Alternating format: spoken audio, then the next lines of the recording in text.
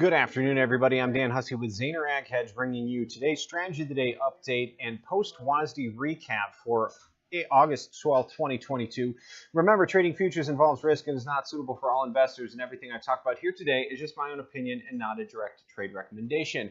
But with that being said, you can always get in touch with me over here at Zaner. My contact information in the scrolling bar there on the bottom right hand of the screen, 312-277-0110.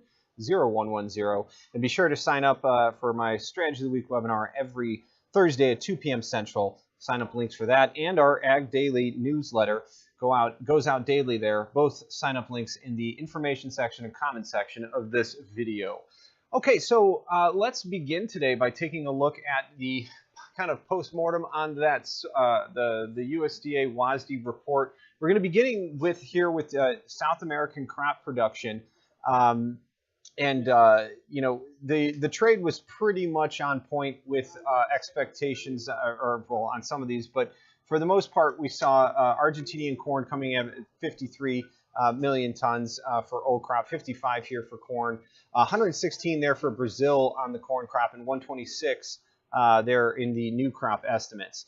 No changes, I should say, from our July reports. Soybeans, 44 million tons, 51 million for new crop, 126 there for Brazil, and 149, a whopping number out there for new crop beans for 2022-2023 season. So, you know, the rumors out there that Brazil might be running out of corn exports is, I think, you know, maybe, you know, confirmed by some of these numbers. But of course, soybean production is pretty big, which might be a reason we've seen, you know, a lack of follow through over the last few weeks. But certainly today's price action is starting to change things. All of these facts and figures brought to you by Karen Baran from Reuters. So a special thanks out to Karen for all the work she does. You can follow her on Twitter at KANNBWX. Okay, so now our world ending stock estimates here. The trade expectations were a little higher for corn for both old and new crop there at 312 and 309 million tons respectively. 311.84 for old crop with 306.68. That 3 million reduction on new crop corn certainly, I think, jarred this market a little bit and was a decent reason why we saw corn head higher. But of course, we'll get into the yield estimates, which was probably the main force behind the rally we saw today. Soybean production coming in at 89.73 million tons there for old crop, 101.41 for new. Both numbers slightly higher than the trade's expectations and an increase from last month's report. Wheat production coming in at 276 million tons, lower than trade expectations, and 4 million tons lower than the USDA July report. They are helping wheat be the biggest gainer off of its lows for the day. Well, should say that soybeans, I guess, were the biggest gainer, but wheat had the most impressive rally, in my opinion, but caught in a larger range, which we'll hopefully get to at the end of this video. Okay. Our U.S. ending stock numbers for corn old crop coming at 1.53 billion bushels, higher than trade expectations and higher than the USDA July report there. Certainly a negative for corn, but not enough to keep it down today. The new crop estimates, however, of 1.388 million tons was below both the July and the trade estimates, certainly helping with that rally and probably where the focus went for corn this year. Soybean, 225 million metric tons there, or excuse me, bushels there for soybean estimates on our old crop ending stocks. That is lower than the trade expectation, so it's bullish against the trade slightly, but it was a increase of about 10 million bushels there from the USDA estimates in July. 245 million for new crop beans. That was an increase above the trade and July estimates, and I think was generally overlooked on this report. And I think, incredibly, I think the bearish yield number the USDA gave us, which we'll look at in a minute, in this report, I think the trade is now kind of saying obviously saying we do not believe you, and we'll see what that means here in just a minute, and more comments to come. And total production for, well, let's look at actually yield first, and then we'll get into total production. That corn yield dropping to 175.4. I think, generally speaking, everyone I've talked to, that's a yield number that we can all kind of get behind and start to believe in a little bit more. It's not as obviously bullish as the 167 or 165, I forget which number, that DTN put out as their end of year forecast. But of course, this is not an end of year forecast number. This is the trade guessing where the USDA is telling us we are as to their best estimates as to where we are throughout this year. Trade averages were about 5.5 bushels per acre higher.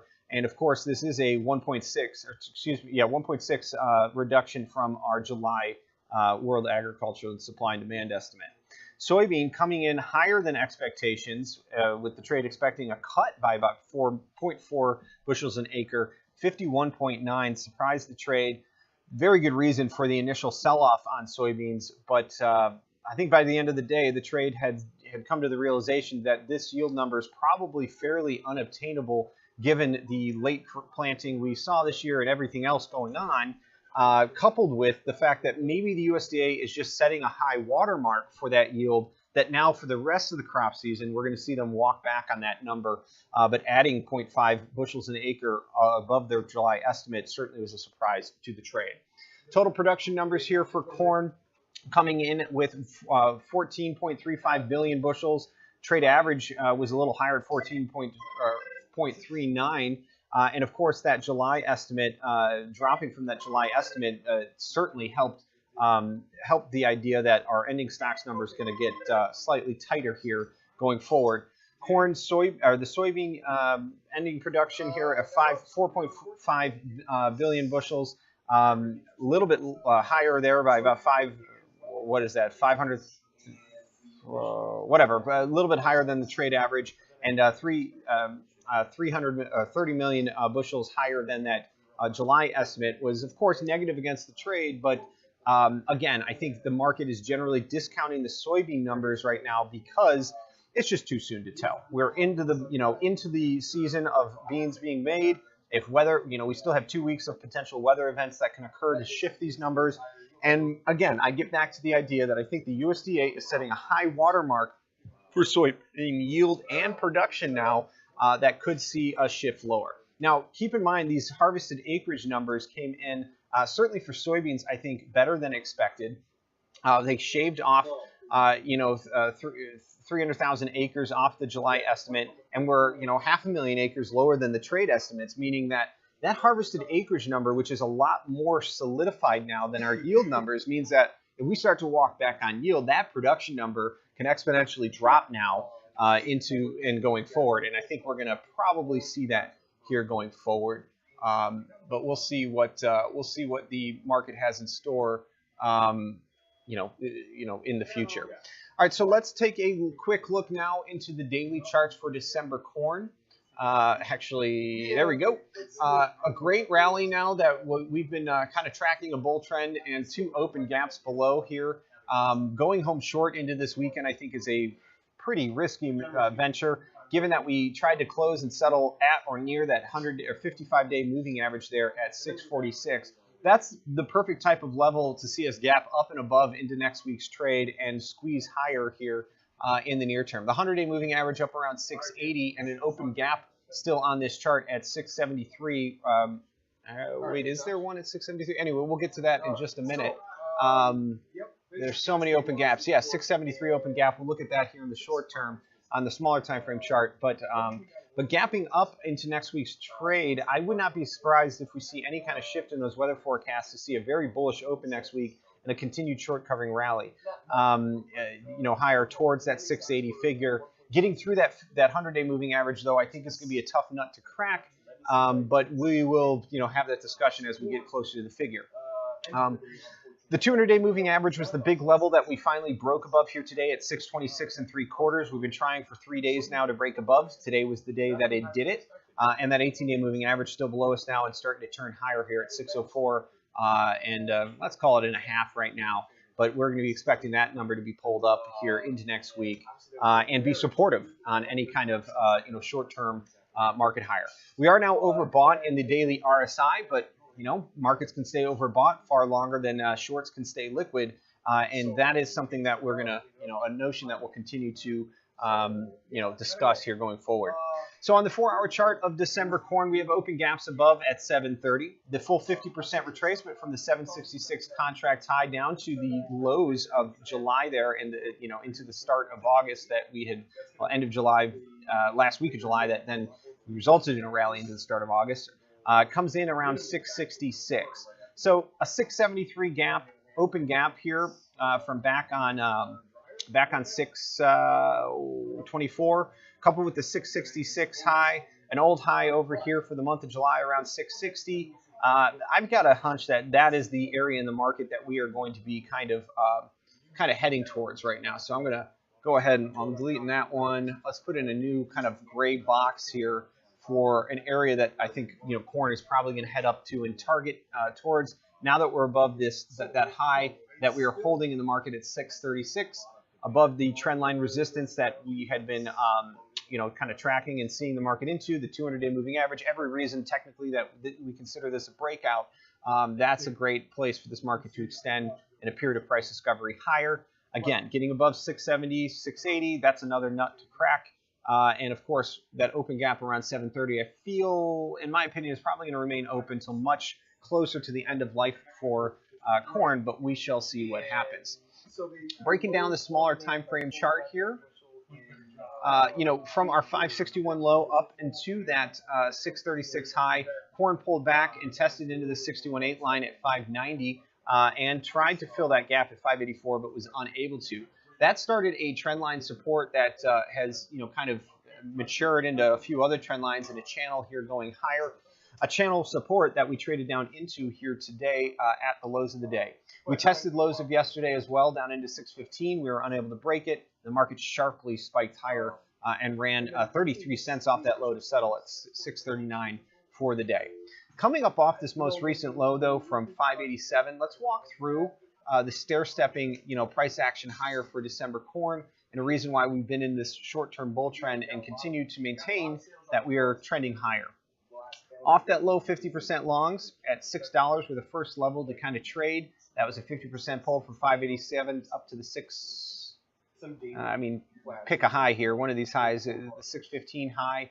We traded it. We held a consolidated bull flag, if you will, for a day and a half there, and then traded higher to its 621 next in the series targets. From entry lows, the lowest low there around 675 up to the new target high of 624.5. The market traded back into the 612 area, 2 steps forward, 1 step back, 2 steps forward, 1 step back, and traded up to its target here of 630 on the day.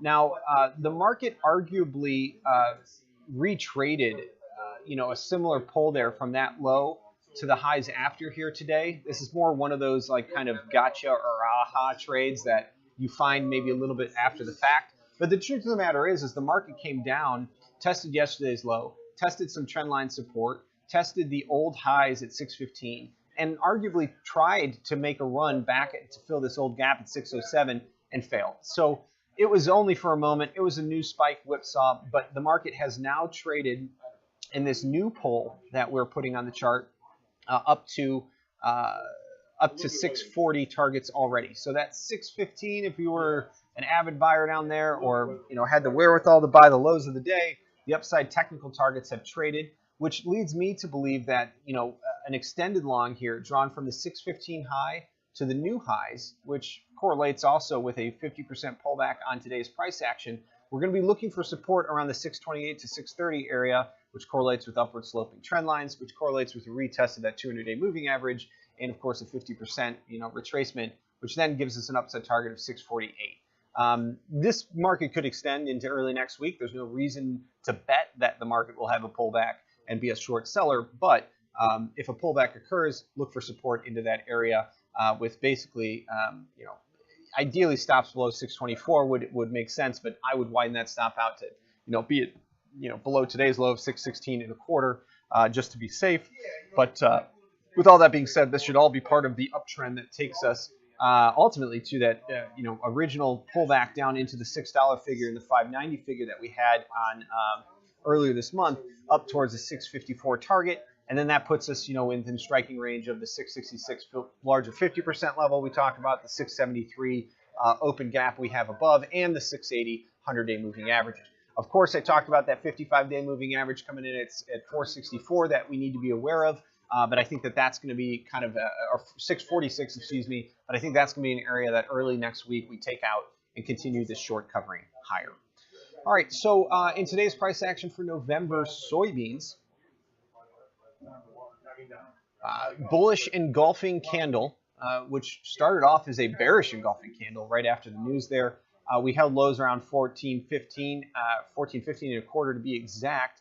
We ran up and found the 55-day moving average, excuse me, the 100-day moving average at 14.63 as resistance. We closed above that 55-day moving average at 14.41. So remember that 14.41 area as support if it comes.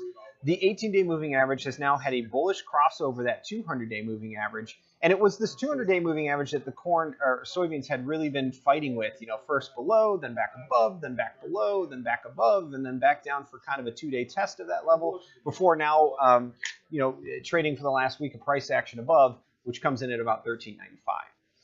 Soybeans are back inside the middle of their range, but are now banging against the trend line against the highs, that a breakout of which could see, you know, a move higher and, you know, arguably maybe a test back to the 1537 open gap above us. Remember, we still have an open gap below us down at 1346.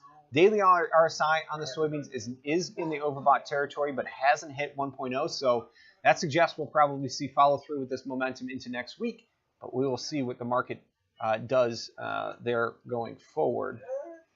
And again, discounting all of those USDA levels here today, we'll see what happens. So what did the beans do on their smaller time frame? Well, just like the corn, oh, I did not mean to take that off the corn chart, but that's okay. I'll put it back on some other time. All right, there it is. So soybeans here. The big drop off of 1584 from highs to lows, we traded up, filled that 1472 618 line. We then traded lower, traded a 618 line to the downside. That type of price action immediately makes me at least think the notion that we could be sideways or wedging when you get a 618 line break on both sides within a range. It's a call. It's usually a tell and a sign of a potential sideways price action to come. However, in the shorter term, we had a upward sloping trend line that into today we were holding. We have a long wick that just, you know, sold off through and ran the stops below that trend line, but ultimately closed back inside that range. So, okay, news whipsaw rally. You got to take that with a grain of salt. I'll remove that trend line from the chart because it really is no longer valid for our intents and purposes. But the rally that we began off of the 1356 low here, traded back into the 1392 50% area. That area traded up to the 1445 upside targets here next in the series long. So 2 steps forward, 1 step back, 2 steps forward, 1 step back. And then the market started its 2 steps forward and then arguably did a whole nother 50% pull we'll look at in a second. The original next in the series 50% here traded at 1423. Didn't quite make it up to the 1469 targets here today. The market was banging into downward sloping trend lines. It doesn't matter if you draw those from this mid or early July high through the late June highs through the July highs. That comes in around 1478, but from the highest high up at our contract highs through the highs here. Let's clean that trend line up a little bit here. Through the high, there it is. So now you can see it really kiss that level here. Today, we were banging into that downward sloping trend line against the highest highs through that high from July here today at 1460. And settling and closing up close to that level, to me, suggests this is the type of level we could see the market try to open above next week if we have good forecasts that come out over the weekend and whatever, any other kind of bearish news or reason to continue the short covering rally, we could see at least a technical acceleration higher now.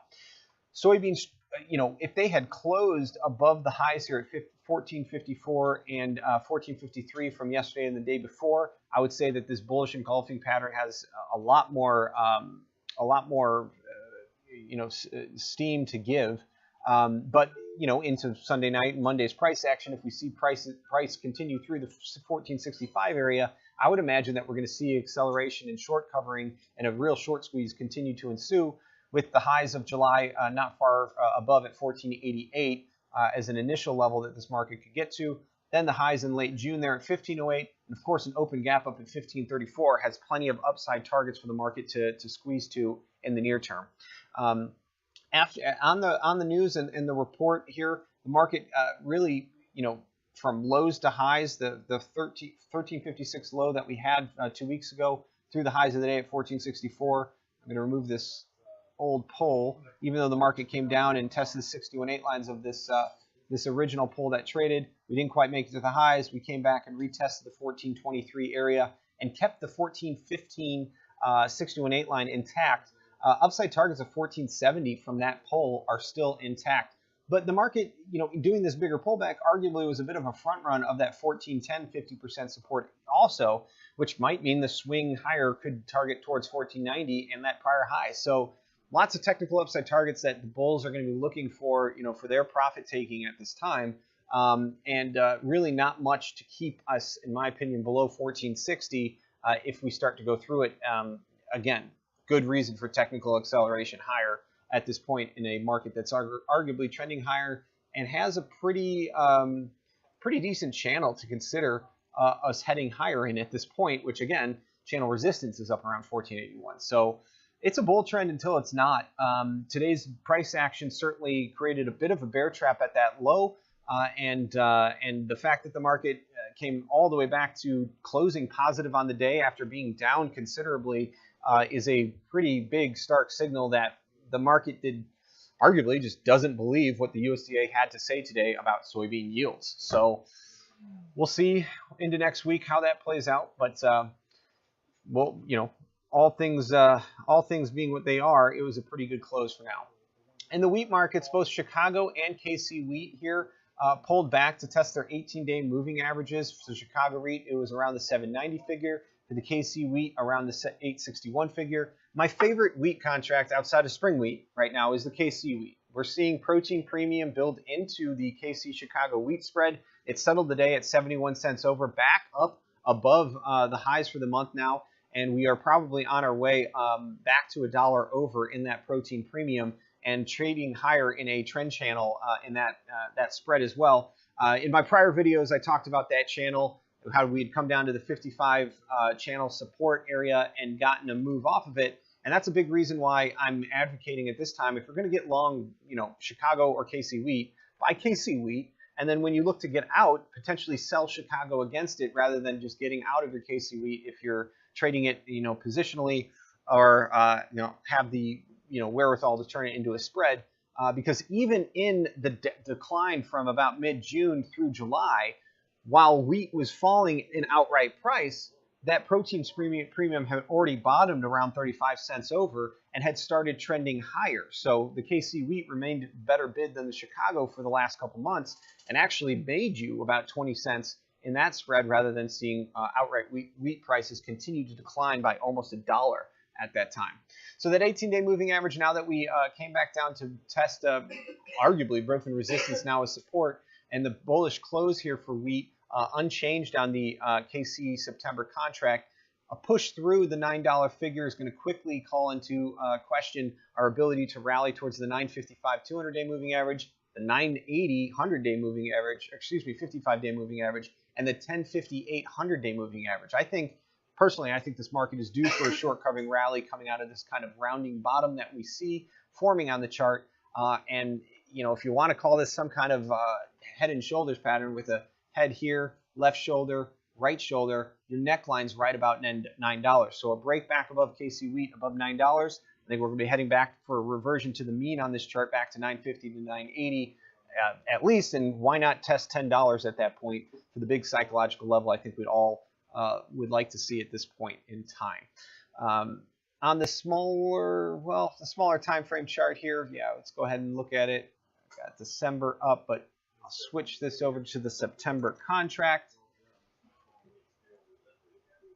I actually haven't updated this chart very much, but here today. But I do have the 50% pull on it that on the news we pulled back into. So on the news that we had, we pulled back into that 18-day moving average around 860, and it was just a 50% pullback from the lows of the month for August to the highs of the month for August, right into 858. So upside targets now at 910, put pressure on that prior high, and above that figure, I think it opens the door for a rally, as there really isn't much resistance again until about $9.90 to $10, as we've seen on that big daily chart. So looking for KC wheat to continue with its momentum higher. And then, for the sake of discussion here, just real quickly before I let everyone go for the weekend, throw in the Chicago contracts. If it's not going to pull up the spread chart that I want it to for whatever reason right now, that's unfortunate. I don't know what's going on with my charting platform today. The chart you're seeing here is not really the spread, not the exchange traded spread. It's a contract created spread. What I was trying to show you on it, if it showed me the exchange traded spread, would be the upward sloping channel that we've been in here. You can see all the technicals I have on the chart that don't really translate to the intraday price action, as it tries to create a spread chart and not actually show you the exchange traded spread chart, which looks very clean and like any other chart we have. But needless to say, trading at 71 cents over is one of the highest levels we've been at here, since July. And you can see how this spread's been up around $1. I am anticipating, a trend continuing higher into that point. But, c'est la vie. Charts don't always, and technology doesn't always work how we want it to. So with all that being said, get in touch with me over here at 312-277-0110. Find me on Twitter and Facebook, or shoot me an email at dhussey@zaner.com. Be sure to sign up for our Ag Daily or Daily Ag newsletter there, or join me every Thursday at 2 p.m. Central for my Strategy of the Week webinar. Sign-up links are available in the comment section and the information of this video as well. Have a great day, everybody. Have a great weekend, and we'll be back with you as price action develops.